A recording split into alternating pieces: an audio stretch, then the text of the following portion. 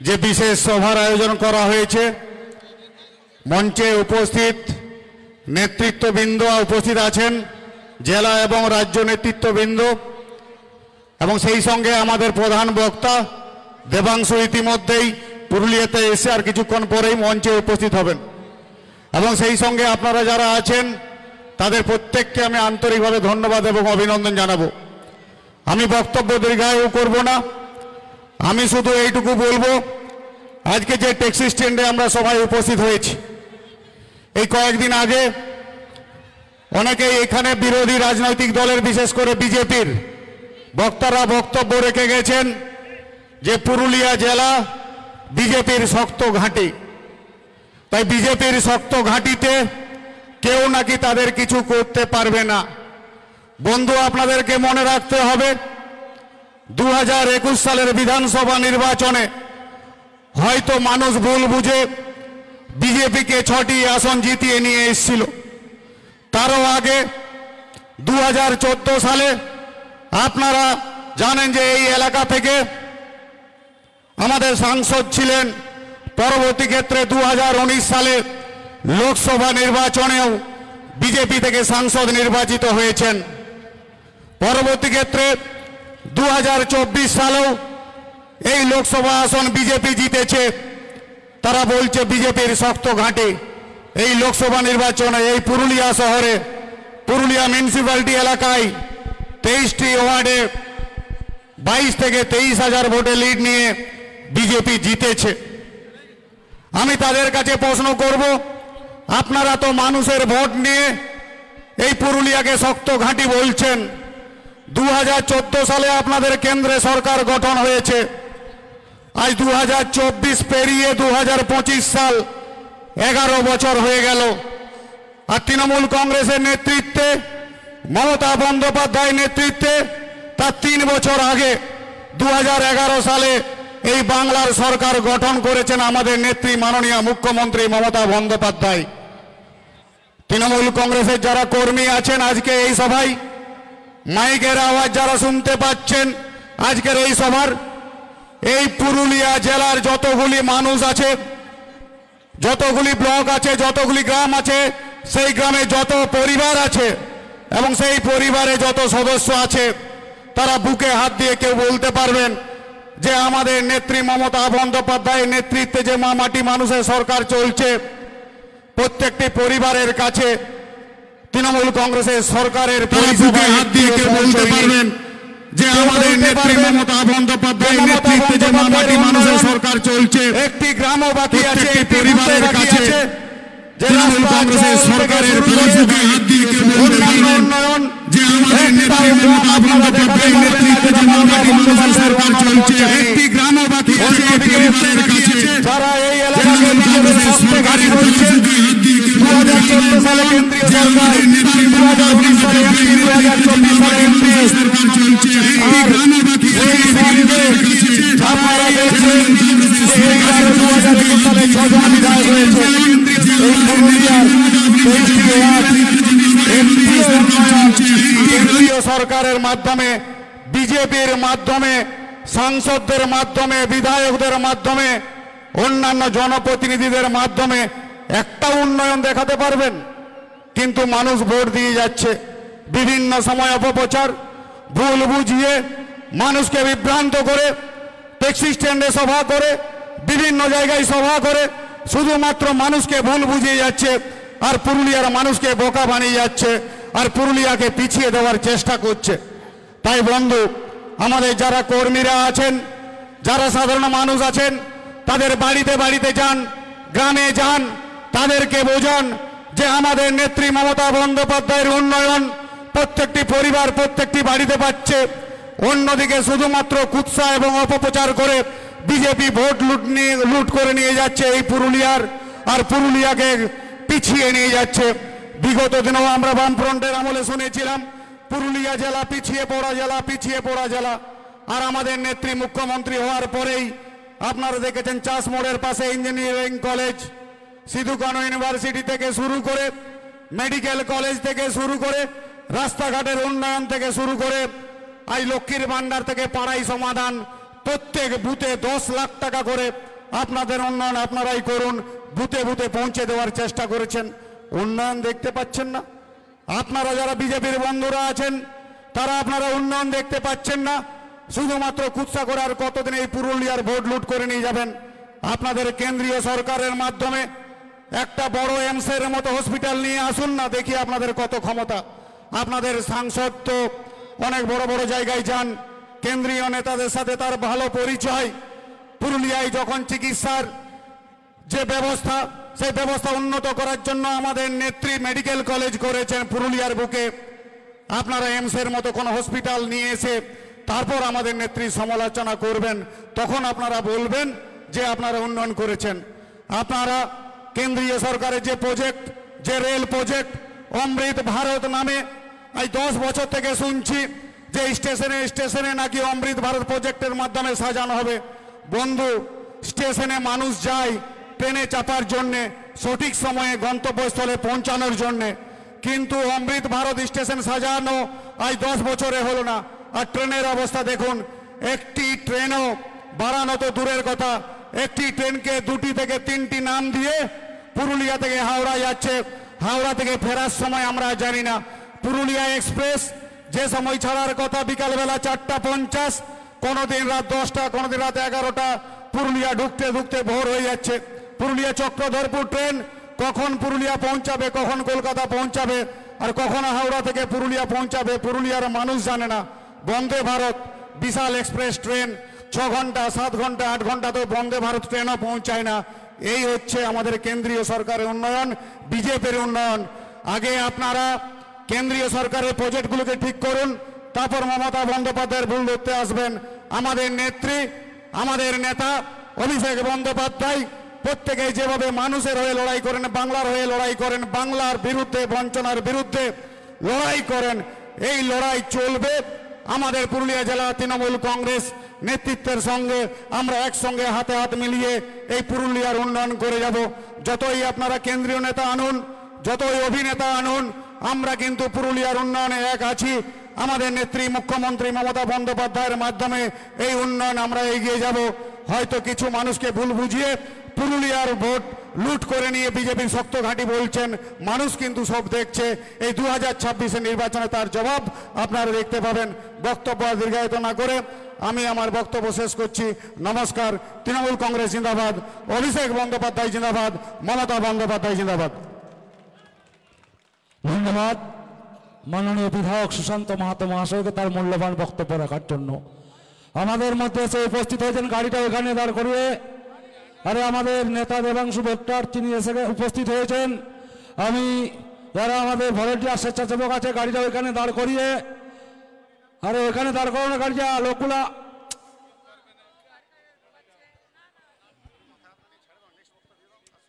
আমাদের আজকের যিনি প্রধান বক্তা, আইটি সেলের পশ্চিমবঙ্গ আইটি সেল তৃণমূল কংগ্রেসের যে ইনচার্জ সুবক্তা দেবাংশু ভট্টাচার্য, তিনি ইতিমধ্যে এসে উপস্থিত হয়েছেন।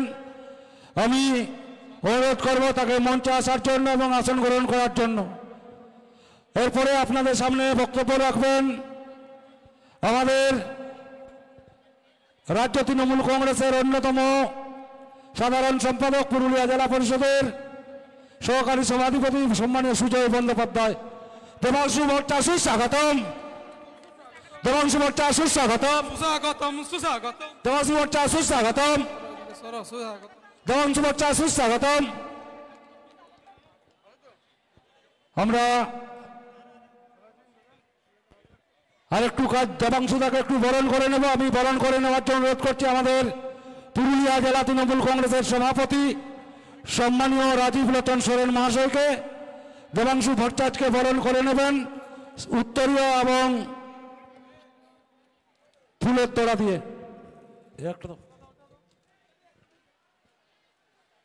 আমি বক্তব্য রাখার জন্য অনুরোধ করব আমাদের পুরুলিয়া জেলার বরিষ্ঠ নেতা, রাজ্যের অন্যতম সাধারণ সম্পাদক, পুরুলিয়া জেলা পরিষদের সহকারী সভাধিপতি সম্মানীয় সুজয় বন্দ্যোপাধ্যায়, এবং যুব তৃণমূল কংগ্রেসের তরফ থেকে বরণ করে দিচ্ছেন আমাদের গৌরব সিং মহাশয়।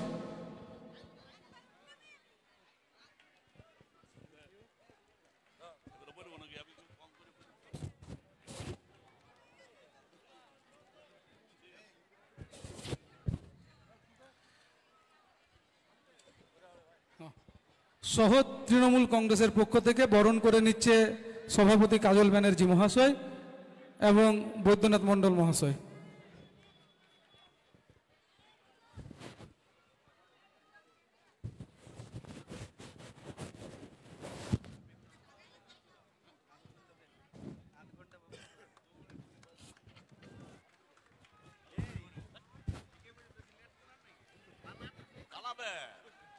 লোকগুলো পালাবে।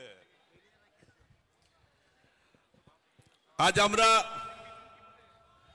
সবাই উপস্থিত হয়েছি পুরুলিয়া ট্যাক্সি স্ট্যান্ডে, যেটা পুরুলিয়া জেলার ধর্মতলা বলে বিবেচিত হয়। সেখানে আমরা উপস্থিত হয়েছি। গতকাল আমাদের সিদ্ধান্ত হলো যে সব তার আগের দিনে মারব এখানে, লাশ পড়বে শ্মশানে, যে ব্যক্তিটা অভিনেতাটি এসেছিলেন এখানে, তার বিরুদ্ধে প্রতিবাদ সভা, তার বক্তব্যগুলির বিরুদ্ধে প্রতিবাদ সভা হঠাৎ করে ডাক পড়ে গেল। 24 ঘন্টার মধ্যে আমরা এই সভা ডাকলাম। এটা মূলত পুরুলিয়া বিধানসভা এবং তার পার্শ্ববর্তী এলাকাগুলোকে নিয়েই এই সভাটি হচ্ছে। আমাদের সব জায়গায় দেখে শুনেছেন এসআইআর ফেসআইআর নিয়ে সব কিছু হচ্ছে, কথাবার্তা বলছেন, আপনারা নিজেরাও জানেন। বিশেষত আমি একটা জিনিস পরিষ্কার করে বলছি, পুরুলিয়া এসআইআরে কোনো কিছু ক্ষতি আমাদের হবে না। তার কারণ আমরা সবাই এইখানকার জন্মেছি এবং এইখানে জন্মে এখানে আছি এবং পরম্পরাগতভাবে আছি। দু একটা জায়গায় যারা বিয়ে করে নিয়ে এসেছেন, তারা যাদের নামটা ওঠেনি, তারা তার বাপের বাড়ি থেকে কাগজগুলো এনে নেবেন। এটা হচ্ছে এখানকার পরিবেশ, তার বাইরে আর কিচ্ছু নাই। কিন্তু ফর্মটা ফিল আপ করতে হবে সবাইকে, প্রত্যেককেই। এইটা হচ্ছে সবচাইতে পুরুলিয়া জেলার কথা। দ্বিতীয় কথা হচ্ছে, আমার বক্তব্য শোনার সাথে আমি জানছি, আমি বলছিলাম, আমি ভাবছিলাম যে দুটো রাজ্য তাদের কপালে সব সময় দুঃখ পায়। তার কারণটা কি বলুন তো? তার কারণ একটাই, যে পশ্চিম বাংলার মানুষ এবং পাঞ্জাবের মানুষ, আমরা ভারতবর্ষ স্বাধীন হওয়ার সময় ইংরেজকে তাড়ানোর জন্য সমস্ত একজোট হয়ে আমরাই লড়াইটা করেছিলাম। তাই যত অত্যাচার, যত অনাচার বাংলার উপর হয়, আর পশ্চিম বাঙালিদের উপর হয় এবং পাঞ্জাবিদের উপর হয়, যত দেখতে পাবেন কি অনুপ্রবেশকারী, হ্যানকারী ত্যানকারী যত পাঞ্জাবে পাবেন আর পশ্চিম বাংলাতে পাবেন। এটা হচ্ছে পরিষ্কার। যারা এতদিন ভাবছিল যে এইবারে মুসলমানগুলোর খুব অসুবিধা হয়ে যাবে। আমি পুরুলিয়া জেলার কথা বলছি। যখন ভারতবর্ষ স্বাধীনের ভাগ হয়, সেই ভাগের সময় পুরুলিয়ায় যে সমস্ত মুসলমানগুলো ছিল বা আছে, তারা ইনবর্ন এখানে আছে, তাদের কোনো ক্ষতি হবে না। তারা এইখানে সম্পত্তি ছেড়ে দিয়ে পূর্ববঙ্গ যায়নি। ঠিক তেমনি অনেকেই বাংলাদেশে বাঙালিরা রয়ে গেছে, হিন্দুরা রয়ে গেছিল। তার কারণটা কি বলুন তো? এখনো পর্যন্ত আছে। তার কারণ একটাই, কারা তাড়াতাড়ি পালিয়ে আসতে পারেনি সেই বাংলাদেশ থেকে। যাদের সম্পত্তি বেশি ছিল, যারা নিজের সেখানে জমিদার ছিল, তারা সেই সম্পত্তির টানে, জমিদারির টানে সেই এলাকা থেকে বেরিয়ে আসতে পারেনি। তারা দফায় দফায় দফায় দফায় ভারতবর্ষে প্রবেশ করেছে বিভিন্ন দিক দিয়ে। সে পাঞ্জাব, আমাদের এদিকে হোক, আসামে হোক, ত্রিপুরাতে হোক, প্রত্যেকটা জায়গাতেই। ক্ষতিটা হচ্ছে কাদের? সম্পূর্ণভাবে হিন্দুদের এই এসআইআরে ক্ষতি হচ্ছে। অথচ হিন্দু প্রিয় বিজেপিকে বলে যারা প্রচার করে যাচ্ছে, তাদের কাছে গৌরব একটা পরিষ্কার বলে গেল, যার হিসেবটা নেবে যান বিহারে, কতজন মুসলমান এসআইআর থেকে বাদ গেছে আর কতজন হিন্দু বাদ গেছে বিহারে। এখানেও আমি আপনাকে বলছি, এই পশ্চিম বাংলায় মুসলমানদের চাইতে অনেক অনেক অনেক বেশি হিন্দু, তাদেরকে বাদ দেবার চক্রান্ত করা হচ্ছে। তাই আমরা বলছি, কোন হিসাবে কোন আইনে 2002টি সিলেক্ট করা হলো? 2002 সালে যাদের ভোটার লিস্টে নাম আছে তাদের সেই ডেটটি কেন হলো না? আরে আপনি তো জুম্মা 2014 সালে এসেছেন।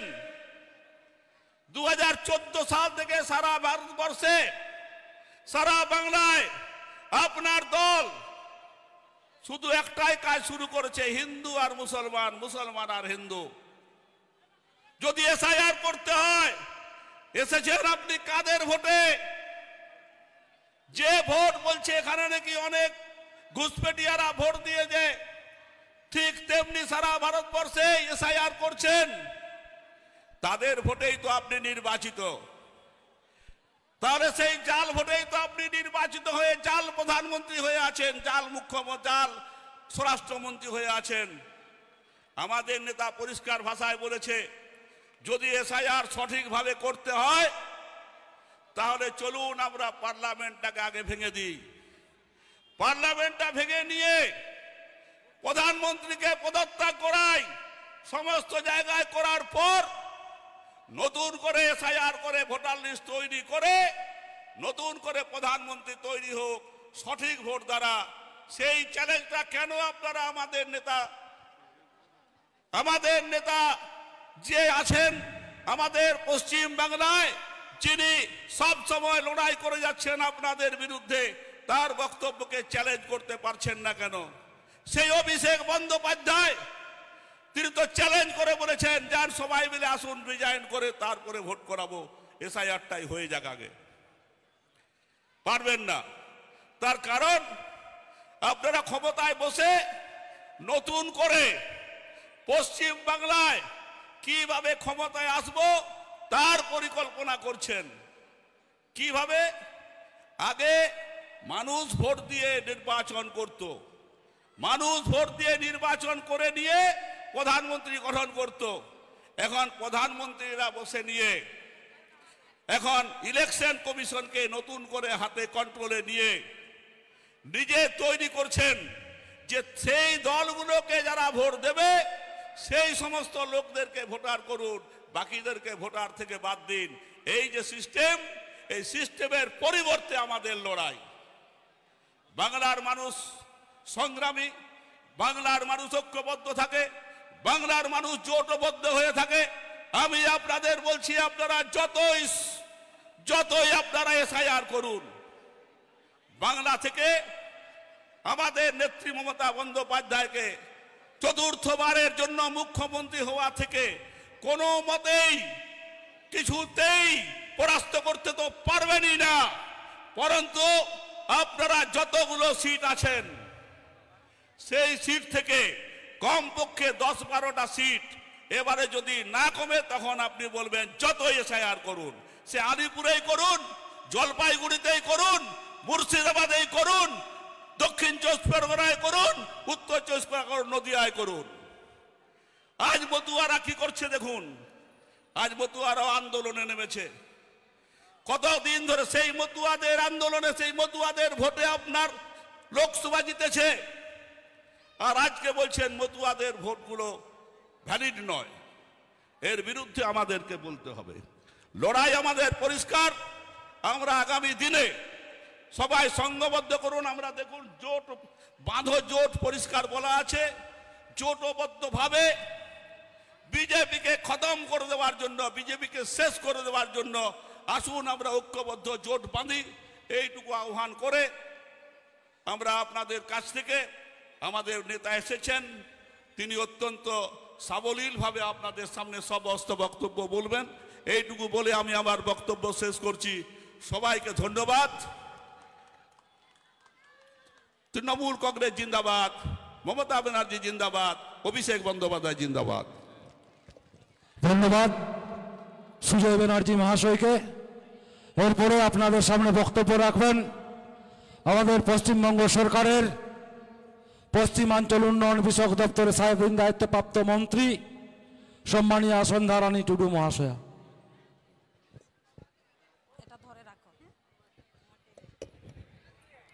নমস্কার।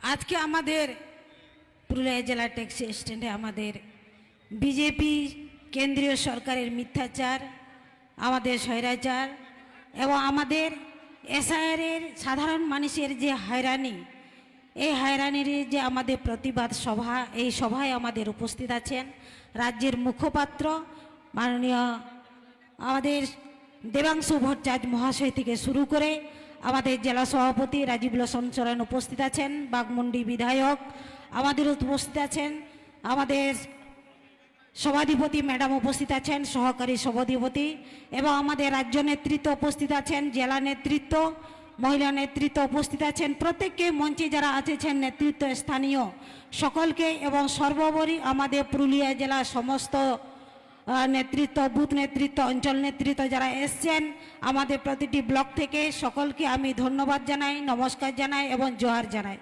সবাই আমাদের এসআইআর সম্পর্কে বলেছেন। আজকে দেখুন, আজকে আমাদের মাননীয় মুখ্যমন্ত্রী মমতা বন্দ্যোপাধ্যায় বাংলার জন্য যেভাবে উন্নয়ন করেছেন, আমরা কিন্তু প্রত্যেকটি ঘরে তার পরিষেবা পেয়েছি। আমরা কেউ বলতে পারবো না আমরা তার দিদির উন্নয়ন আর আমরা কেউ পাইনি, সবাই পেয়েছেন। তাও কিন্তু বিজেপি সরকার বারবার, কেন্দ্রীয় বিজেপি সরকার বাংলাকে হেনস্থা করছে, সমালোচনা করছে এবং হিংসা করছে। এবার তো এসআইআর, নির্বাচন কমিশন এবং আমাদের কেন্দ্রীয় সরকার মিলে যৌথ তৎপরতায় এসআইআর চালু করলো। আমাদের বাংলা সহ 12টা রাজ্যে এসআইআর চালু করেছে। আমাদের মুখ্যমন্ত্রী মমতা বন্দ্যোপাধ্যায় এসআইআর চালু করার আগে বাংলার মানুষকে তার গণতন্ত্র এবং ভোটাধিকার যাতে নিশ্চিত থাকে তার জন্য তিনি বারবার কথা বলেছেন, প্রতিবাদ করেছেন এবং আমরাও প্রতিবাদ করেছি। আমরা সবাই মিলেই প্রতিবাদ করেছি। আমরা এসআইআরের জন্য কেউ যেন ভয় না পায়, কোনো চিন্তা না করে, সেই জন্য দিদি আমাদেরকে বলে দিয়েছেন। তবু আমাদের কিন্তু অনেক এসআইআর এবং এনআরসি নিয়ে অনেক মানুষ আত্মহত্যা করেছে। এর দায় কে নেবে? কেউ নিতে পারবে? বিজেপি নেবে না নির্বাচন কমিশন নেবে? এর দায় কিন্তু কেউ নেবে না। এই অসহায় পরিবারের পাশে স্বয়ং মুখ্যমন্ত্রী মমতা বন্দ্যোপাধ্যায় এবং অভিষেক বন্দ্যোপাধ্যায় তাদের পাশে রয়েছেন, তাদের সহযোগিতা করেছেন, তাদের পরিবারের পাশে আছে। অভিষেক বন্দ্যোপাধ্যায় প্রশ্ন তুলেছেন বাংলায় কেন এসআইআর হলো কিন্তু অন্যান্য রাজ্য আসাম কেন এসআইআর হলো না? কিন্তু বিজেপি সরকার কি করছে? এসআইআর নিয়ে তারা ক্ষমতায় আসার চেষ্টা করছে, কিন্তু তারা এসআইআর করেও কোনো ক্ষমতায় আসতে পারবে না বাংলায়। ওরা বারবার চেষ্টা করলেও বাংলায় তারা ক্ষমতায় আসতে পারবে না। তাই পিছনের দরজা দিয়ে তারা এসআইআর চালু করার চেষ্টা করছে। 2021-এ তো তারা জিততে পারেনি বলে বাংলার উপর বাংলার বিরুদ্ধে তারা প্রস্তুতি নেওয়ার চেষ্টা করছে। তাই প্রতিটা জিনিস, এই 100 দিনের কাজ বন্ধ করে দিয়েছে, আবাসের কাজ বন্ধ করে দিয়েছে, রাস্তাঘাটের কাজ বন্ধ করে দিয়েছে, প্রত্যেকটি প্রকল্পের জলের কাজও বন্ধ করে দিয়েছে।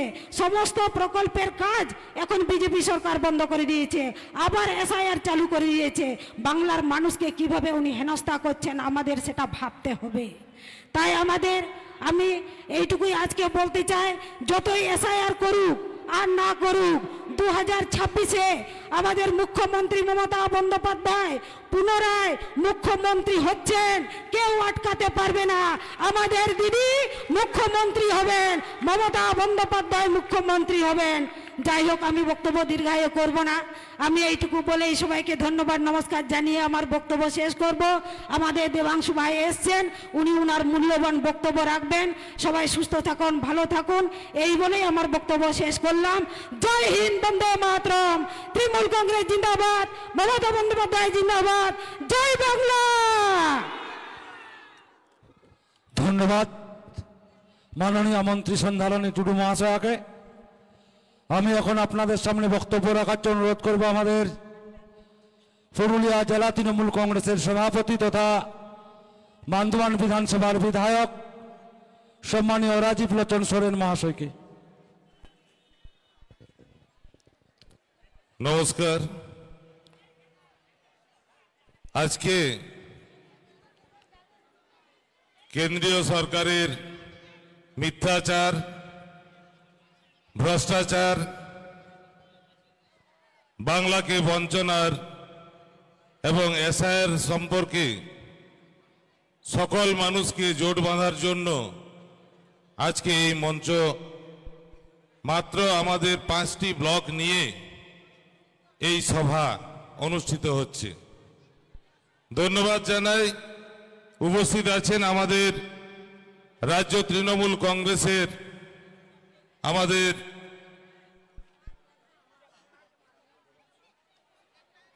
সম্মানীয় মুখপাত্র দেবাংশু ভট্টাচার্য মহাশয়, উপস্থিত আছেন আমাদের জেলার সভাধিপতি থেকে শুরু করে রাজ্য কমিটির সদস্য থেকে শুরু করে আমাদের মাননীয় মন্ত্রী সন্ধ্যারানী টুডু মহাশয় থেকে শুরু করে বিধায়ক সুশান্ত মাহাতো মহাশয় থেকে শুরু করে আমাদের সমস্ত শাখা সংগঠনের নেতৃত্ব এবং আপনারা যারা এসছেন এই 5টি ব্লকের সমস্ত কর্মী নেতৃত্ব, মায়েরা বোনেরা, প্রত্যেককে আমি বড়দের শ্রদ্ধা প্রণাম জোহার জানাই এবং ছোটদের আন্তরিক ভালোবাসা জানাই।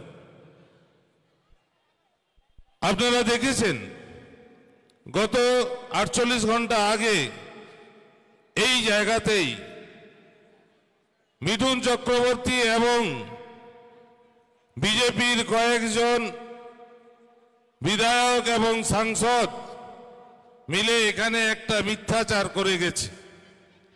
মাইকের আওয়াজ যতদূর যাচ্ছে সারা পুরুলিয়া শহরের সমস্ত আপামর জনসাধারণ প্রত্যেকের কাছে আমি করজোড়ে নিবেদন করব, বড়দের শ্রদ্ধা জানাবো এবং ছোটদের আন্তরিক ভালোবাসা জানিয়ে যে একটা বার্তা আপনাদের দিতে চাই যে আমাদের সরকার, আমাদের নেত্রী মমতা বন্দ্যোপাধ্যায় এবং আমাদের নেতা অভিষেক বন্দ্যোপাধ্যায়ের নেতৃত্বে যেভাবে সারা বাংলার মানুষকে সবাইকে সুস্থ স্বাভাবিক শান্তিতে রাখার যে প্রয়াস করেছেন, পুরুলিয়ার উন্নয়নের জন্য পুরুলিয়ার এলাকার সমস্ত মানুষকে তাদের শ্রীবৃদ্ধি সমৃদ্ধি করার জন্য আমাদের সরকার যেভাবে আছে, পাশে আছে, আগামী দিন আবার থাকবেন। যে আপনাদের যে এই ভ্রান্ত ধারণা যারা আপনাদেরকে ভুল বুঝিয়েছিল, যেভাবে মিথ্যাচার করে গেছে যে পুরুলিয়ায় এখানে আমাদের সরকারের আমলেই এই মেডিকেল কলেজ প্রতিষ্ঠিত হয়েছে, আমাদের এই পুরুলিয়াতেই আমাদের প্রায় 1200 কিলোমিটার রাস্তা কেন্দ্র সরকার টাকা না দেওয়া সত্ত্বেও জেলায় রাস্তা তৈরি হয়েছে। আমি বলবো আমাদের যে একটা সরকারি প্রকল্প আছে সেখানে এই বিজেপির সাংসদ বা বিধায়করা যাতে চোখের অপারেশনটা করায়, চশমা দেওয়া হবে, সেখানে চিকিৎসাটা করিয়ে দিক যেখানে দেখতে পাচ্ছে না। অত্যন্ত দুঃখের, আমরাও দুঃখিত যে আমাদের কেন্দ্রায় একটা স্কুলের ছাত্র মারা গেছেন। আমরা সমবেদনা জানাই পরিবারের সকলকেই, কিন্তু যে কোনো ঘটনা, যে কোনো মৃত্যু আমরা সেখানে দুঃখজনক এবং আমরা সেটা নিয়ে রাজনীতি করতে পছন্দ করি না এবং করতে যারা করছে তাদেরকে ধিক্কার জানাই। পরিবারের পাশে আমরা আছি, পরিবারের সবাইকে শোক বার্তা জ্ঞাপন করছি এবং পরিবারের সাথে আমাদের দল থাকবে। তৃতীয় কথা, একটা কথা বলতে চাই যে আমাদের মানবাজারের বুকে, মানবাজারের যে পরিযায়ী শ্রমিক মারা গেছে কোথায় গিয়ে? বিজেপি শাসিত রাজ্যে গিয়ে। তার একটা কথাও তো বিজেপি সাংসদ বা বিধায়করা কেউ বলল না। আমাদের জেলার যারা, আমি দেখছিলাম একটা ফেসবুকে, এখানে নিজেকে যে বড় বিজেপির নেতা বলে নিজেকে প্রমাণ করার চেষ্টা করে পরিযায়ী শ্রমিকরা যখন যাচ্ছে ফুল মিষ্টি দিয়ে তাদেরকে বিদায় জানাচ্ছে। লজ্জা করে না তোমার? যেখানে পুরুলিয়ার মানুষরা যখন অন্য রাজ্যে তুমি পাঠাচ্ছ, উৎসাহিত করছো, অথচ তাদের মৃতদেহ যখন আসছে সেটা নিয়ে তুমি প্রতিবাদ করতে পারো না। ধিক্কার জানাই এই বিজেপির নেতাদের এই মুখোশটাকে, ধিক্কার জানাই। আমাদের নেত্রী মমতা বন্দ্যোপাধ্যায়, আমাদের নেতা অভিষেক বন্দ্যোপাধ্যায় কেন্দ্রকে বঞ্চনা করার পরেও আমাদের পশ্চিম বাংলার কোনো শ্রমজীবী মানুষ তাদেরকে সুস্থ ভালো রাখার জন্য এক একটা প্রকল্প প্রচলন করেছেন, চালু করেছেন। সেখানে কোনো চিন্তার কোনো কারণ নেই। পরিযায়ী শ্রমিকরা যাতে আসতে পারে তার জন্য 5,000 টাকা করে দেওয়ারও ব্যবস্থা করেছেন আমাদের মানবিক মুখ্যমন্ত্রী। আমরা তার জন্য আজকের এই মঞ্চ, যেখানে বিজেপির সাংসদ বিধায়করা পুরুলিয়াকে নিয়ে পুরুলিয়ার মানুষকে বোকা বানানোর চেষ্টা করেছে। মিঠুন চক্রবর্তী একবার টিএমসি করে, আগে নকশাল করত, এখন বিজেপি করছে। কেন বিজেপি করছে? তার সুপুত্রকে বাঁচানোর জন্য, নিজের পিঠ বাঁচানোর জন্য। লজ্জা করে না এখানে এসে মিথ্যাচার করার? আমি একটা কথাই বলতে চাই, পুরুলিয়ার সমস্ত আপামর জনসাধারণের কাছে করজোড়ে আমি নিবেদন করতে চাই, বিজেপি যে মিথ্যাচার করেছে, ভুল বুঝিয়ে যাচ্ছে, এসআর নিয়ে আপনাদের ভোটাধিকার খর্ব করার চেষ্টা করছে, সেখানে আমাদের নেত্রী মমতা বন্দ্যোপাধ্যায়, আমাদের সেনাপতি অভিষেক বন্দ্যোপাধ্যায় দাঁড়িয়ে আছে আমাদের প্রত্যেককে রক্ষা করার, ভালো রাখার। তাই প্রত্যেককে আবেদন করব, আগামী দিনে আমাদের 2026-এর নির্বাচন পুরুলিয়াতে 9-0 করব। বিজেপির একটা ভোটও দেবেন না, একটা ভোটও না, একটা ভোটও না। যাই হোক, বিশেষ কিছু বলবো না। জয় হিন্দ, বন্দে মাতরম, বন্দে মাতরম। মমতা ব্যানার্জি, মমতা ব্যানার্জি, জয় বাংলা। ধন্যবাদ সম্মানীয় জেলা সভাপতি রাজীব লোচন সোরেন মহাশয়কে। এরপরে আপনাদের সামনে বক্তব্য রাখবেন, যার জন্য আপনারা অধীর আগ্রহে বসে রয়েছেন, যিনি সব সময় টিভির পর্দায় বিজেপির যে কুৎসা অপপ্রচার এবং কেন্দ্রীয় সরকারের যে বঞ্চনা, সেই বঞ্চনার বিরুদ্ধে বিজেপির যে নেতারা, তাত্ত্বিক নেতারা যারা টিভির পর্দায় আলোচনায় বসেন, তাদের চোখে চোখ রেখে কথা বলেন।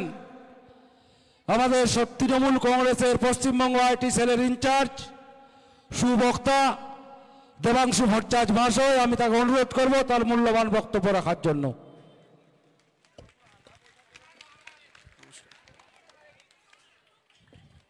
একটু গলার জোরে চিৎকার করে পেছন অব্দি যত দূর আওয়াজ যাচ্ছে, যারা যারা দূরে দাঁড়িয়ে রয়েছেন, ছড়িয়ে ছিটিয়ে দাঁড়িয়ে রয়েছেন, দোকানে দাঁড়িয়ে রয়েছেন, প্রত্যেককে বলছি গলার জোরে দুহাত তুলে চিৎকার করে আমার সঙ্গে বলুন, জয় বাংলা। এই আওয়াজে হবে না, মিঠুনদা প্লেন ধরে আবার বোম্বে গেছে, এমন করুন আকাশে প্লেনটা কাঁপবে। জয় বাংলা। এত জোরে আওয়াজ করুন, বাংলা ভাষা শুনলে যাদের বুকের ভেতরটা ফেটে যায়, তাদের বুকের ভেতরটা যেন আরেকটু বেশি ফাটে। জয় বাংলা, জয় বাংলা। এবার আরেকটু জোরে বলবেন, যেন কাঁথি অব্দি আওয়াজটা যায়, যেখানে মেজো খোকার শান্তিকুঞ্জের বাড়ি অব্দি আওয়াজটা যায়। জয় বাংলা, জয় বাংলা। এই যে জয় বাংলা বলতে বললাম, এটা কেন বলুন তো? কারণ আমরা যে ভাষায় কথা বলি, বাংলা ভাষা, আজকে ভারতবর্ষে এই ভাষায় কথা বললে বিজেপির পুলিশ ধরে নিয়ে বলছে তুমি বাংলাদেশি। এমন দিন এলো বাংলা ভাষায় কথা বললে বাংলাদেশি। যে ভাষায় মাকে মা বলেছি, যে ভাষায় বাবাকে বাবা বলেছি, যে ভাষায় ঈশ্বরকে ডেকেছি, যে ভাষায় হেসেছি, যে ভাষায় কেঁদেছি, সেই ভাষা বলার জন্য আজকে যদি জেলে যেতে হয়, আর সেই জেলে যারা নিয়ে যাচ্ছে তাদের পার্টির নেতা এখানে দাঁড়িয়ে যদি বড় বড় ভাষণ দেয়, তাহলে আমার মনে হয় তাদের চাইতে লজ্জার বাঙালি এই বিজেপি যারা করেন, তারা বাংলার সবচেয়ে বড় বাঙালি জাতির সবচেয়ে বড় কলঙ্ক, সবচেয়ে বড় গদ্দার, তার চাইতে বড় আর হতে পারে না। যারা স্বজাতির সঙ্গে বেঈমানি করে, স্বজাতির সঙ্গে বিশ্বাসঘাতকতা করে। ছোটবেলায় প্রত্যেকে পড়ে বড় হয়েছি, মায়েরাও আমাদেরকে ছোটবেলায় পড়াতেন, অয় অজগর আসছে তেরে আয় আমটি খাবো পেরে। মায়েরা ছোটবেলায় পড়িয়েছিলেন আমাদের, বাবুরাম সাপুরে কোথা যাস বাপুরে। সহজ পাঠে আমরা পড়েছিলাম, কুমোর পাড়ার গরুর গাড়ি বোঝাই করা কলসিহারি। কোন ভাষায়? বাংলা ভাষায়। আজকে সেই ভাষা বললে বিজেপি জেলে ঢুকিয়ে দিচ্ছে। আচ্ছা, বাংলা ভাষা বললে তুমি জেলে ঢুকিয়ে দিচ্ছ, বলছো বাংলাদেশি। বিজেপি নেতাদের একটু জিজ্ঞেস করুন, এই বাংলা ভাষাতেই তো আমার দেশের জাতীয় সঙ্গীত জনগণমন লেখা।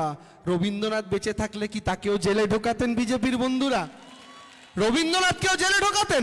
প্রথমে তো রবীন্দ্রনাথ ঠাকুরের বড় দাড়ি দেখে আগে শুভেন্দু বলতো রোহিঙ্গা, আমি শিওর। ও রবীন্দ্রনাথকে দেখলে আগে রোহিঙ্গা বলতো, কারণ এরা কাউকে ছাড়ছে না তো, বাংলার কোনো মনীষীকে ছাড়েনি। এ রবীন্দ্রনাথকে রোহিঙ্গা বলতো, আর আমাদের কাজী নজরুল ইসলামকে বলতো বাংলাদেশি অনুপ্রবেশকারী।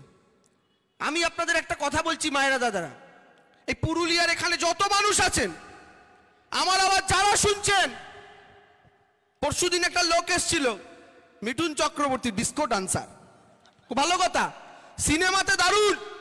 আমরা সিনেমাতে দেখেছি, টিকিট কেটে কেটে দেখেছি, কোনো অসুবিধা নেই। কিন্তু সিনেমা ছিল মিঠুন চক্রবর্তীর একটা, আমার হেভি প্রিয় সিনেমা ছিল এমএলএ ফাটাকেষ্ট। অনেকেই দেখেছিলেন না?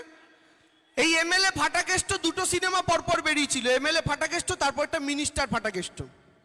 সিনেমাটা করার পর থেকে মিঠুনদার মাথায় ঢুকেছে সিনেমা এমএলএ হয়েছি, বাস্তবে কবে হব।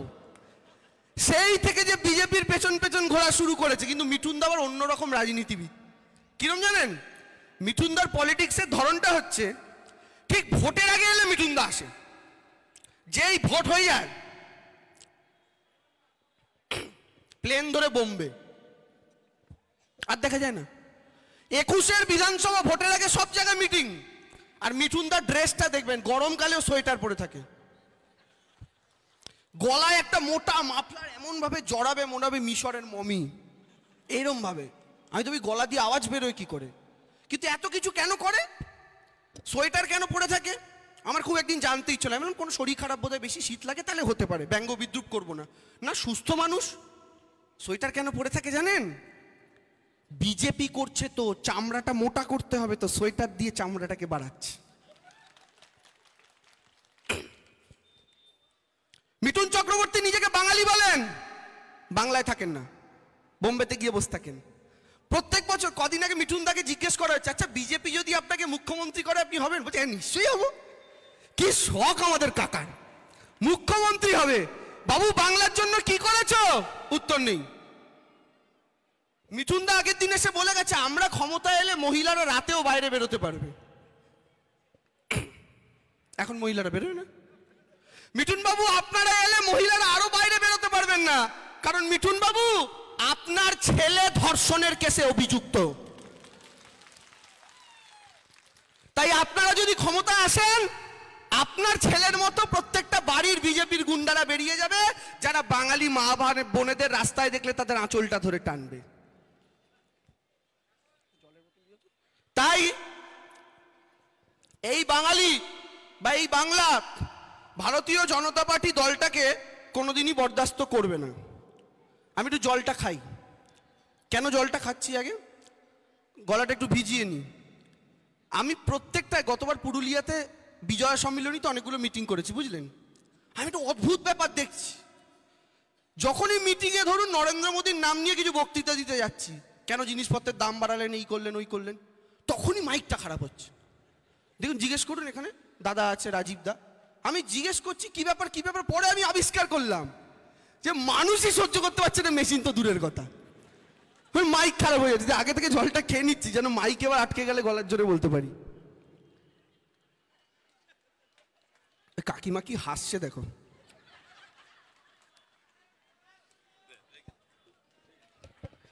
আচ্ছা শুনুন, এবার কতগুলো কথা বলি। বিজেপি এখন একটা নতুন ঢং এনেছে, ঢংটার নাম হচ্ছে SIR, ঠিক আছে? নরেন্দ্র মোদী ক্ষমতায় আসার পর থেকে তার একটা সিস্টেম আছে। কি সিস্টেম বলুন তো? মোদীজি প্লেনে করে বসবেন, বসে গোটা পৃথিবী ঘুরবেন। আজকে আমেরিকা, কাল রাশিয়া, পরশু জাপান, পরের দিন আমেরিকা। মোদীজি প্লেনে করে করে বিদেশ ঘুরবেন, আর দেশের মানুষ কি করবে? মোদীজি রোজ একবার করে আসেন।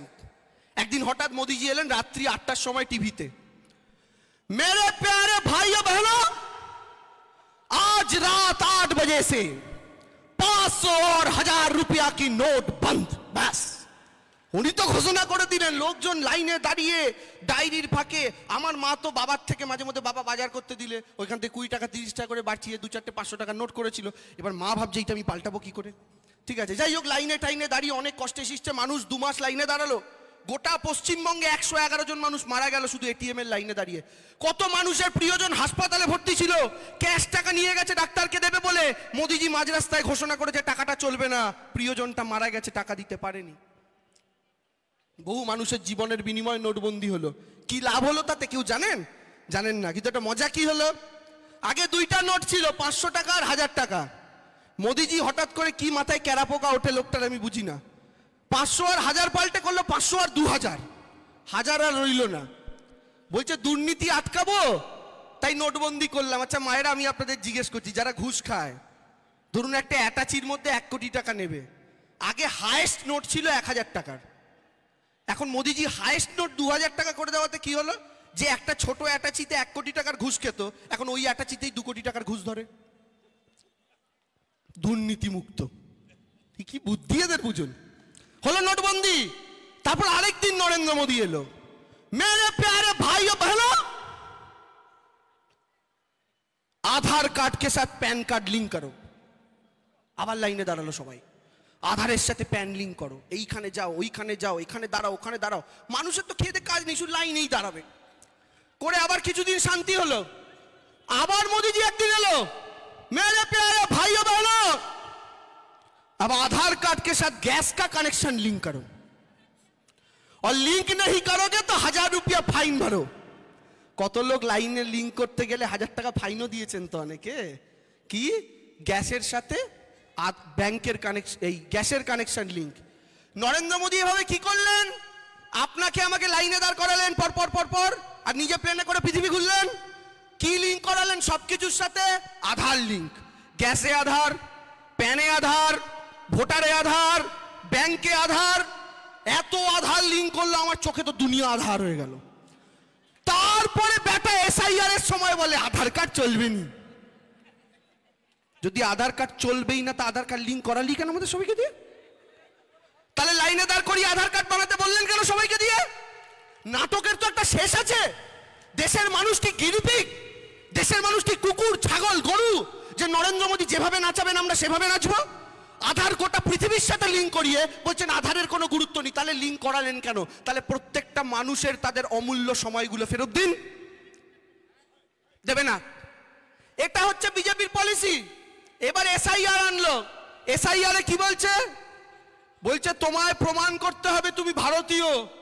মায়েরা, দাদারা, কাকারা, জেঠুরা, এখন বলছে ভোটার কার্ডে ভুয়ো ভোটার। মানে কি?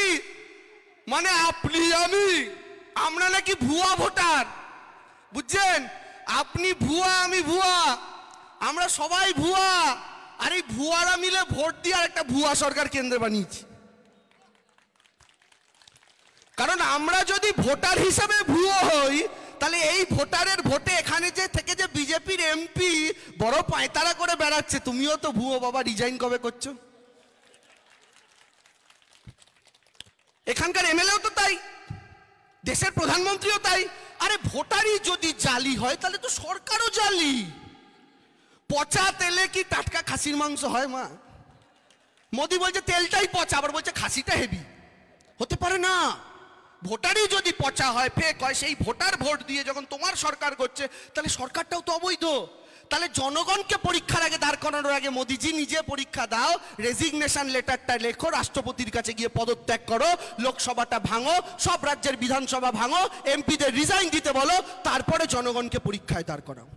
মানুষের অনেক কাজ আছে, অনেক কাজ, কিন্তু মানুষকে শুধু ব্যস্ত করে রাখো কেন? মানুষকে যদি তুমি ব্যস্ত করে রাখো, মানুষ গ্যাসের দাম নিয়ে ভাববে না, কেরোসিন তেলের দাম নিয়ে ভাববে না, সর্ষের তেলের দাম নিয়ে ভাববে না, ডালের দাম নিয়ে ভাববে না, ওষুধের দাম নিয়ে ভাববে না, ব্যাংকে যে টাকা লাগলেই ব্যাংক টাকায় ফাইন কেটে নেয় এই নিয়ে মানুষ ভাববে না। তাই মোদিজির কৌশল কি? মানুষকে শুধু ব্যস্ত রাখো। আমাদের কাছে নাগরিকত্বের প্রমাণ চাইছে। আর একটা বিরাট বড় তার কাটা আছে শুভেন্দু, বুঝলেন? ওর মাথায় একটা তার গোটা নেই, সব কটা কাটা, ইঁদুর ঢুকে একবার কেটে দিয়েছিল, পুরো কাটা তার। আমি বিশ্বাস করবেন না, ও খালি বলে কাটা তার পেরিয়ে ঢুকেছে। আরে ও তোরটা তার কাটা, ওটা কাটা তার, তোরটা তার কাটা। কেন বলছে? বলছি, আমি কথাগুলো এমনি এমনি বলি না মায়েরা। একটা কথা বুঝুন, শুভেন্দু বলছে পশ্চিমবঙ্গে 1.5 কোটি রোহিঙ্গা আছে। হলো তো? মন দিয়ে শুনবেন দাদারা মায়েরা, পুরুলিয়ার মানুষ সচেতন শিক্ষিত মানুষ, আপনাদের এটা এ কারণে বলছি, বিজেপি নেতারা বকবক করতে হলে ওদের প্রশ্নটা করবেন। বলছে পশ্চিমবঙ্গেই নাকি 1.5 কোটি রোহিঙ্গা আছে। একটা অদ্ভুত ব্যাপার কি জানেন মায়েরা দাদারা, হাসবেন না। শুভেন্দু বলছে পশ্চিমবঙ্গে 1.5 কোটি রোহিঙ্গা আছে, কিন্তু গোটা পৃথিবীতে রোহিঙ্গা হচ্ছে 17 লাখ। মানে কি? গোটা পৃথিবীতে যে জিনিসটা 17 লাখ আছে, শুভেন্দু বলছে বাংলাতেই শুধু 1.5 কোটি। কত বড় তারকাটা হলে এটা বলা যায় বুঝছেন? হিসাব করছেন? ছোটবেলায় শুভেন্দুকে কি শিশির জেঠু অঙ্ক শেখাতো? এই জন্য এই দশা হয়েছে। বলছে 1.5 কোটি রোহিঙ্গা, কিন্তু অদ্ভুত ব্যাপার কি জানেন, আপনি আমি কেউ বলতে পারবো না আমরা রোহিঙ্গা দেখেছি। কেমন দেখতে? আরে পশ্চিমবঙ্গের জনগণ 9 কোটি, তাতে যদি 1.5 কোটি রোহিঙ্গা থাকে, কেউ না কেউ তো কখনো কখনো দেখবেই। কিন্তু রোহিঙ্গা দেখতে কেমন? আমার শুধু শুভেন্দু থোবরার মতোই মনে হয়, ওর মই দেখতে হবে, ওইটাই রোহিঙ্গা। কারণ আমি তো আর কোথাও রোহিঙ্গা দেখিনি। এত রোহিঙ্গা রোহিঙ্গা করে। আসলে রোহিঙ্গাটা হচ্ছে বিজেপির একটা রাজনৈতিক ইস্যু। কেন জানেন? এখন বিহারে নির্বাচন চলছে, বিহারে নির্বাচন চলছে, 1 দফার হয়েছে আর 1 দফার হবে। বিহারে বিজেপির বক্তব্য কি জানেন? বলছে বিরোধীরা জিতে গেলে রোহিঙ্গা ঢোকাবে, মানে বিহারেও রোহিঙ্গা। 1 বছর আগে ভোট হলো কোথায়? ঝাড়খণ্ডে। বিজেপি কি বললো জানেন? বললো হেমন্ত সোরেন জিতলে রোহিঙ্গা ঢোকাবে। তার কয়েক মাস আগে ভোট হলো কোথায় জানেন? দিল্লিতে। বিজেপি কি বললো? বললো কেজরিওয়াল আবার জিতে গেলে দিল্লিতে রোহিঙ্গা ঢোকাবে। আরে বিজেপি বন্ধু, গোটা পৃথিবীতে 17 লাখ রোহিঙ্গা, তুমি বাংলাতেও রোহিঙ্গা দেখছো, ঝাড়খণ্ডেও রোহিঙ্গা দেখছো, বিহারেও রোহিঙ্গা দেখছো, দিল্লিতেও রোহিঙ্গা দেখছো। রোহিঙ্গাটা গেল কোথায়? গরুর দুধের সোনার মতো এটাও ঢপ, কোনো এক্সিস্টেন্স নেই। তাই অনুপ্রবেশকারী আর রোহিঙ্গার গল্প বলে আসলে সাধারণ মানুষকে ধর্মে ধর্মে লড়িয়ে দাও। ধর্মে ধর্মে মানুষ লড়লে একটা কথা জানেন তো, এখানে অনেক বয়স্ক মায়েরা দাদারা জেঠুরা আছেন। যখন ব্রিটিশরা 200 বছর রাজত্ব করেছিল, কি করে করেছিল? ওরা ভেবেছিল হিন্দু মুসলমান মিলে ব্রিটিশদের বিরুদ্ধে সমস্ত ভারতীয়রা এক হয়ে লড়ছে, এই ইউনিটিটা ভাঙতে হবে, না ভাঙতে পারলে আমরা রাজত্ব করতে পারবো না। তখন ব্রিটিশরা হিন্দুর কানে মুসলমানের সম্পর্কে, মুসলমানের কানে হিন্দুর সম্পর্কে বিষ ঢেলেছিল, এবং সেই করে 200 বছর রাজত্ব করেছিল। নরেন্দ্র মোদী হচ্ছেন ব্রিটিশদের ভাইরা ভাই, কারণ নরেন্দ্র মোদী যে দল করেন তার পূর্বপুরুষেরা ব্রিটিশদের দালালি করত। তারা এখন একই পলিসিতে চলছে, হিন্দু মুসলমানে ভাগ বাটোয়ারা করো। আজকে আমি আপনাদের জিজ্ঞেস করছি, হিন্দু মুসলমানের নামে রাজনীতি করা হচ্ছে, বিজেপির নেতারা মঞ্চে উঠলেই কি বলে? একটা ভগবানের নামে স্লোগান দেয়। কি স্লোগান দেয় বলুন তো? ইয়েস, দেখুন আমিও বলি, কিন্তু আমি জুতোটা খুলে সাইডে রাখলাম, খালি পায়ে দাঁড়ালাম, তারপর হাত জোর করে বলছি জয় শ্রীরাম, বলতে আপত্তি নেই। বিজেপির একটা নেতাকে দেখেন ভগবানের নাম নেওয়ার সময় জুতো খুলতে? দেখেন কি পলিসিতে নেয় জানেন? ছোটবেলায় ঠাকুমা শিখিয়েছিল, বাবু ভগবানের নামে জয়ধ্বনি যখন করবে, মন্ত্রপাঠ যখন করবে, তখন বাসি জামায় করবে না, বাসি মুখে করবে না, জুতো পরে নেবে না, ভগবানের নামে ভক্তি করবে।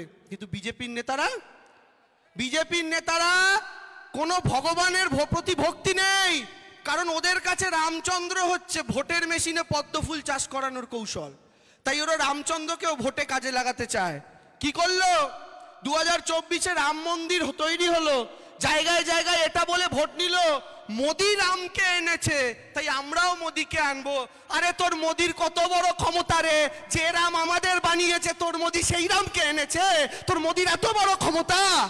না, রাম আমাদের এনেছে, আমরা রামকে আনিনি, অত ক্ষমতা আমাদের নেই। রাম মন্দির উদ্বোধন করলো 22শে জানুয়ারি। শুনে রাখুন, মন্দির তৈরি সম্পূর্ণ হয়নি তখনও। শঙ্করাচার্য বললেন মন্দির অসম্পূর্ণ হলে সেখানে ঈশ্বরের প্রাণ প্রতিষ্ঠা করতে নেই, ঈশ্বর তাতে ক্রুদ্ধ হন। মোদিজি শুনল না, অসম্পূর্ণ মন্দিরেই রামলালার প্রাণ প্রতিষ্ঠা হলো, শাস্ত্রীয় পদ্ধতিকে মানা হলো না। আর তারপরে রামজি কি ছেড়ে দিতেন? ছেড়ে তো দেননি। এই অপরাধের শাস্তি নরেন্দ্র মোদীকে দিলেন, নরেন্দ্র মোদীর কানটা মুলে দিলেন। মোদীজি বলল আপ কি বার 400 পার, আর রামচন্দ্র 240-এর গাড়ির চাকার হাওয়াটা খুলে নিলেন। শুধু তাই নয়, রাম মন্দির যে লোকসভা কেন্দ্র সেখান থেকেও নরেন্দ্র মোদীকে হারালেন। রামচন্দ্র আপনাদের সঙ্গে থাকলে পরিণতি হতো না বিজেপির বন্ধুরা। ভগবানকে নিয়ে আর যাই করুন, রাজনীতি করবেন না, কাজের কথা বলুন না। বলুন না মমতা ব্যানার্জি লক্ষ্মীর ভান্ডার দিচ্ছে রাজ্যের মুখ্যমন্ত্রী। আমরা দিল্লিতে কেন্দ্র সরকারকে বলবো এরকমই একটা প্রকল্প আনতে, না বলে না। শুভেন্দু বলে আমরা রাজ্যে এলে দেবো। কেন বাবা, কেন্দ্রে তো তোমরা ক্ষমতা আছো, কেন্দ্র থেকে করো। রাজ্যে এসে করবো বলছো কেন? কেন্দ্রে তো সরকারে আছো, সরকারে থেকেই শুরু করো অন্নপূর্ণার ভান্ডার। কে না বলেছে? বলছে দিদি লক্ষ্মীর ভান্ডারে 1000 টাকা দিচ্ছে, আমরা ক্ষমতা এলে 3000 দেবো। মানুষ তোমাদের ওই মূল্য দেখে আর ভোট দেবে না বাবা। কেন্দ্রের সরকার থেকে দাও, মানুষ নেবে। এই এসআইআর এর আরো মায়েরা জেনে রাখুন, এসআইআর এর আরো একটা মূল কারণ কি, মহিলাদের নাম ভোটার লিস্ট থেকে বাদ দেওয়া হবে, যেন আপনারা লক্ষ্মীর ভান্ডার পেতে না পারেন। বিজেপি অনেকভাবে চেষ্টা করেছিল এই প্রকল্পটা আটকানোর, কেস করে গালাগাল করে, কোনো কিছুতে যখন দেখছে মমতা ব্যানার্জিকে আটকাতে পারছে না, লক্ষ্মীর ভান্ডারকে আটকাতে পারছে না, দিদির সরকারি প্রকল্পগুলো আটকাতে পারছে না, তাই ওদের চেষ্টা হলো ভোটার তালিকা থেকেই মানুষকে বাদ দিয়ে দাও, যেন মানুষটাই না থাকে প্রকল্প পাওয়ার জন্য। এতদিন প্রকল্প বন্ধ করার চেষ্টা করেছে, এখন দিদিকে যেই আটকাতে পারছে না, তখন প্রকল্প যারা পায় সেই মানুষগুলোকেই বন্ধ করার চেষ্টা করছে। এটা বিজেপির কৌশল। কিন্তু একটা জিনিস নিশ্চিন্ত থাকুন মায়েরা দাদারা, বুথে বুথে, পাড়ায় পাড়ায়, এলাকায় এলাকায় তৃণমূল কংগ্রেসের প্রত্যেকটা কর্মী অতন্দ্র প্রহরীর মতো মমতা বন্দ্যোপাধ্যায়, অভিষেক বন্দ্যোপাধ্যায়ের নির্দেশ মেনে আপনাদের পাশে থাকবে। একটা পুরুলিয়ার সাধারণ মানুষের নাম এই শুভেন্দুর মতো তার কাটারা যেন চক্রান্ত করে বাদ দিতে না পারে, তার জন্য প্রত্যেকটা তৃণমূল কংগ্রেস কর্মী আগামী 3 মাস দরকার হলে প্রত্যেকটা রাত্রি জাগবে, কিন্তু পুরুলিয়ার একটা মানুষের নাম আমরা বাদ দিতে দেব না, দেব না, দেব না। কারণ এই রাজ্যটাকে তৃণমূল কংগ্রেস তার নিজের মাটি মনে করে। বিজেপি এসছে ইউপি থেকে, বিজেপি এসছে গুজরাট থেকে। আমার পুরুলিয়ার মানুষের মুখের ভাষা, মনের কথা কোনোটা বোঝে না, যেটা একমাত্র বাংলার মেয়ে মমতা বন্দ্যোপাধ্যায় বোঝেন। এবং সেই কারণে আমি আপনাদের বলছি, এই লড়াইটা বড় লড়াই। পুরুলিয়াকে সংঘবদ্ধ থাকতে হবে। এটা তো পুরুলিয়া শহরে আমরা মিটিং করছি, পুরুলিয়ার একটা বড় অংশ জঙ্গলমহল এলাকার মধ্যে পড়ে, জঙ্গল এলাকার মধ্যে পড়ে। আপনারা জানেন বিজেপি যে রাজ্যে ক্ষমতায় এসছে, যেখানে আদিবাসীরা থাকতেন, তাদের হেক্টরের পর হেক্টর জমি আদানি আম্বানিকে বেচে দিয়েছে, তাদেরকে গৃহহীন করে দিয়েছে। ছত্তিশগড়ে বিজেপি 15 বছর ছিল, ট্রাইবেলদের জমি কেড়ে নিয়ে তাদের থেকে তাদের জঙ্গলের অধিকার কেড়ে নিয়ে কিলোমিটার কিলোমিটারের পর কিলোমিটার হেক্টর বনভূমি উচ্ছেদ করে দিয়ে আদানি আম্বানিদের সেই জমি দান করেছে। বিজেপি কেন বাংলায় আসতে চায়?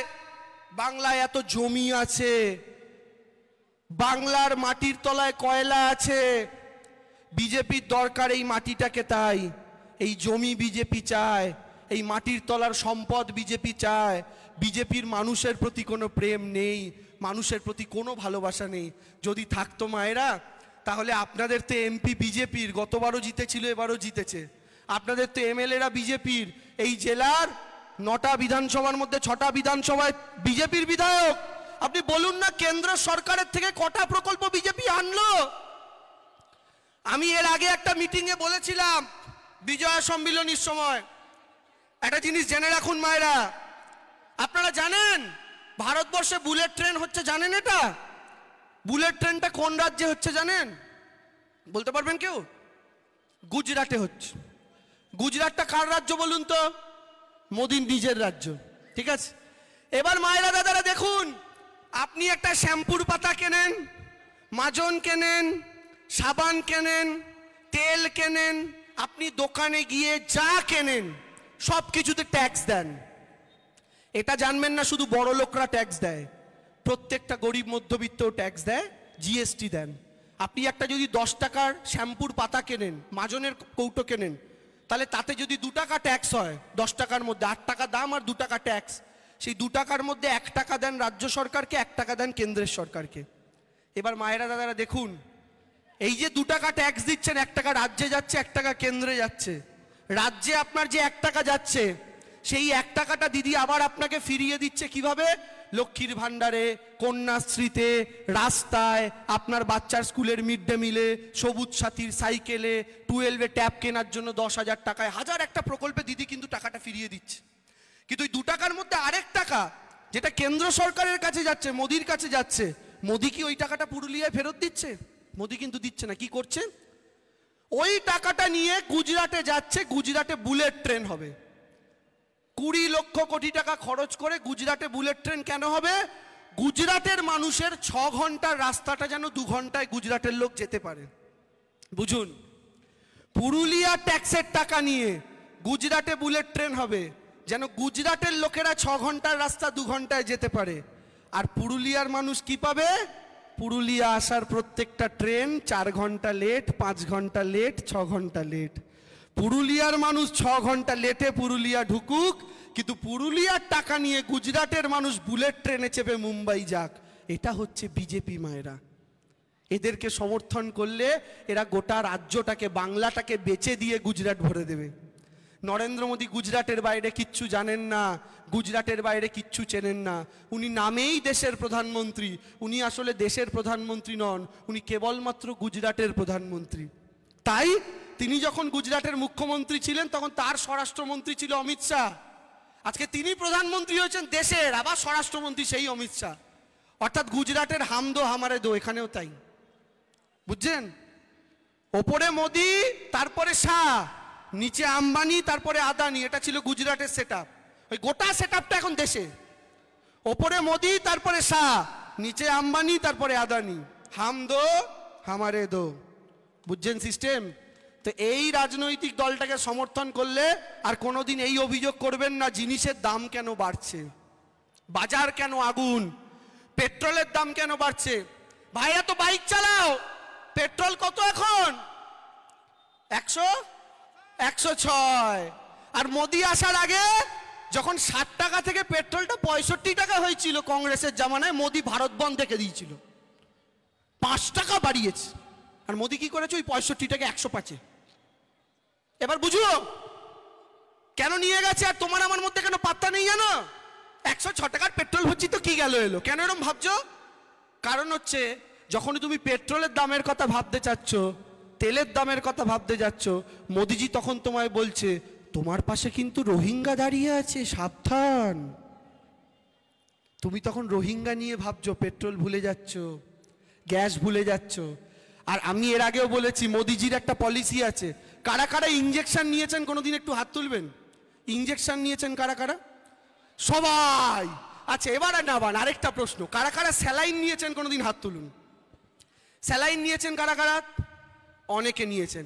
আচ্ছা, যারা নিয়েছেন তাদের বলছি, আমার না ছুঁচে খুব ভয় লাগতো ছোটবেলা। হ্যাঁ, এই যে ইঞ্জেকশন আর স্যালাইনের মধ্যে তফাৎটা কি? আপনাকে যখন ইঞ্জেকশন দেবে, ছুঁচটা ঢোকাবে, আপনার 2 সেকেন্ডের জন্য মানে প্রাণ আত্মারাম খাঁচা হয়ে যাবে, কি ভয় লাগে। ছুঁচটা ঢোকালেন পর মনে হয় কখন বের করবি রে ভাই, তাড়াতাড়ি বের কর।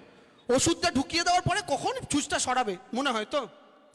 ভাবুন স্যালাইন ওই রকমই মোটা ছুঁচ, ইঞ্জেকশনটা 2 সেকেন্ডের জন্য ঢোকাচ্ছে আপনার প্রাণ আত্মারাম খাঁচা, আর স্যালাইনটা ওইটা ঢুকিয়ে 2 সেকেন্ড না 2 দিন রেখে দিয়েছে। আপনি প্রথম 2 সেকেন্ড একটু ভাবলেন, কিন্তু 2-4 ঘন্টা কাটার পর আপনার হাতটা অবশ হয়ে গেছে। আপনি তখন জানেনই না আপনার চামড়া ছেঁদা করে একটা মাল ঢুকে রয়েছে 2 দিন ধরে, তাই তো? এটা হচ্ছে ইঞ্জেকশন আর স্যালাইনের তফাৎ। এই মোদিজি ইঞ্জেকশনের রাজনীতিতে বিশ্বাস করেন না, মোদিজি স্যালাইনের রাজনীতিতে বিশ্বাস করেন। কেন? একটু একটু করে দাম বাড়াবো না, 60 টাকাটা 61, 61টা 62, 62টা 63, তাহলে কি মনে হবে? প্রতি মিনিটে একটা করে ছুঁচ ঢোকাচ্ছে। মোদিজি বলো না 65কে একবারে 105 করে দে, করে রেখে দে 2 দিন, তাহলে কি স্যালাইন হাত অবশ হয়ে গেছে, আপনিও ভুলে গেছেন দাম বেড়ে গেছে। এটা হচ্ছে বিজেপির পলিসি। তাই মিঠুন আসুক আর নরেন্দ্র মোদী আসুক, অমিত শাহ আসুক বা তার কাটা শুভেন্দু আসুক, ওদেরকে এই প্রশ্নগুলো ভালো করে করবেন যে জনতাকে যে কথা দিয়েছিলে আজকে দিনের, সেটা কোথায় গেল, জিনিসপত্রের দাম কোথায় কমলো, দয়া করে ধর্ম ধর্ম খেলায় ওদের তালে যদি নাচেন তাহলে আপনাকে ব্যবহার করবে করে অমিত শাহের ছেলে বিসিসিআই এর মাথায় বসবে, আইসিসি ক্রিকেটের বোর্ডের মাথায় বসবে। আইপিএল যখন দেখবেন রয়্যাল চ্যালেঞ্জার ব্যাঙ্গালোর আর কেকেআর এর খেলা হচ্ছে, টিভিতে দেখবেন অমিত শাহের ছেলে জয় শাহ চেয়ারের ওপর ঠ্যাঙের ওপর ঠ্যাং তুলে বসে আছে, আর আপনার বাড়ির ছেলেটা কপালে ফেট্টি জড়িয়ে জয় শ্রীরাম বলে কার বাড়ি ভাঙতে ছুটছে। মরে সাধারণ হিন্দুর ছেলে, সাধারণ হিন্দুর মুসলমান, আর মজা করে নেতারা, এটা মাথায় রাখবেন। কোন সাধারণ ঘরের ছেলে মেয়ে বাঁচে না যুদ্ধে আগুন লাগলে, আর কোন নেতার ছেলে কোনোদিন মরে না। নেতারা নিজের ছেলেকে বাঁচাবে, আপনার ছেলেকে দাঙ্গায় পাঠাবে। যেমন মিঠুনকে দেখেছেন, নিজের ছেলে রেপে অভিযুক্ত, রেপ করেছে, নিজের ধর্ষক ছেলেকে বাঁচানোর জন্য অমিত শাহের হাঁটু ধরে জলাজলি খেয়ে গেছে। ছেলেকে বাঁচিয়ে দাও। মিঠুন তার ছেলেকে বাঁচাতে বিজেপিতে গেছে, আর শুভেন্দু নিজেকে বাঁচাতে বিজেপিতে গেছে। একজনের ছেলে ধর্ষণে অভিযুক্ত, আর একজন নিজে হচ্ছে সারদা নারদার চোর। বুঝছেন? চোরে চোরে মাস্তুতো ভাই, বিজেপির গল্প। আর লাস্ট একটা কথা বলে শেষ করি মায়েরা, শেষ প্রশ্ন, তৃণমূল জিতলে তো মুখ্যমন্ত্রী দিদি, বিজেপি জিতলে মুখ্যমন্ত্রী কে? যেই বিজেপির সাথে দেখা হবে বলবেন বাবু লোকসভার সময় তো খুব জিজ্ঞেস করেছো, আমরা জিতলে মোদী প্রধানমন্ত্রী, তোরা জিতলে কে? আজকে আমরা ঘুরিয়ে একই প্রশ্ন করছি, আমরা জিতলে দিদি মুখ্যমন্ত্রী, তোরা জিতলে কে?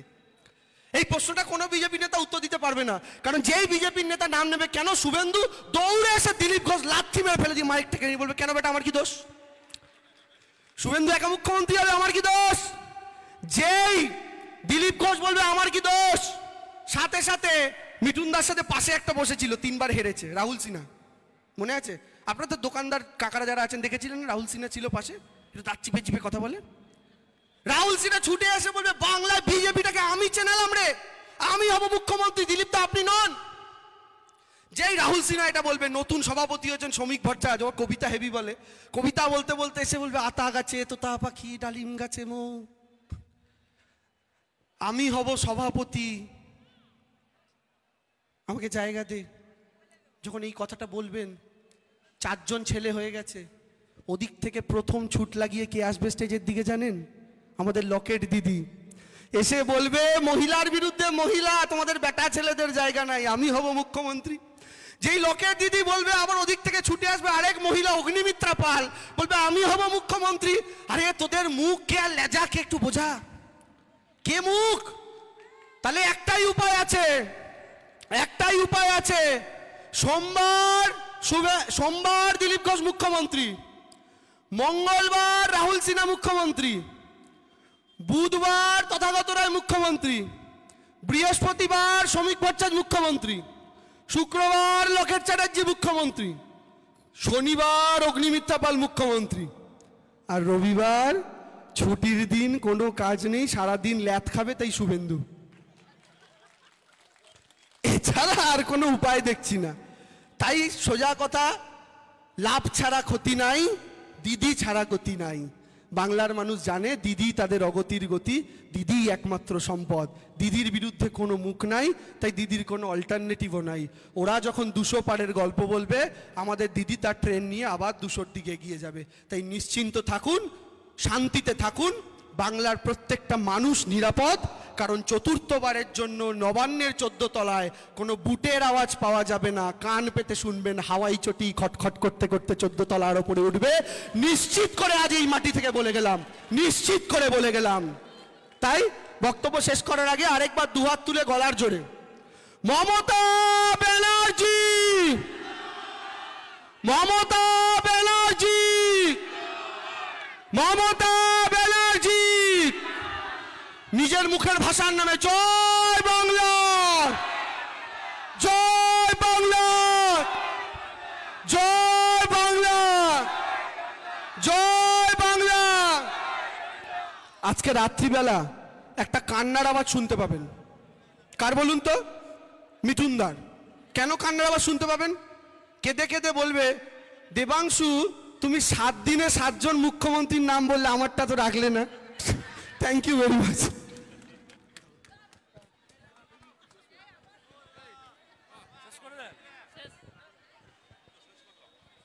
সবাইকে অনেক অনেক ধন্যবাদ। ধন্যবাদ জানাই আমাদের ভাই দেবাংশু ভট্টাচার্যকে। আজকের এই সভা এখানে সমাপ্তি ঘোষণা করা হচ্ছে এবং সর্বোপরি যে এই ব্যস্ত সময়ের মধ্যে ধান কাটার সময়ের ব্যস্ততা থাকলেও আপনারা যে যে জনপ্লাবন ঘটিয়েছেন সমস্ত ব্লক সভাপতি, টাউন সভাপতি, জনপ্রতিনিধি প্রত্যেককে ধন্যবাদ জানাই এবং উপস্থিত আমাদের সমস্ত কর্মীবৃন্দ, মায়েরা, বোনেরা প্রত্যেককে আমি বড়দের শ্রদ্ধা জানাই, ছোটদের আন্তরিক ভালোবাসা জানাই। সবাই সুস্থভাবে ভালোভাবে আপনারা বাড়ি ফিরুন এবং তাড়াহুড়ো করবেন না, যেমন এসছিলেন ভালোভাবে সুস্থভাবে বাড়ি ফিরবেন।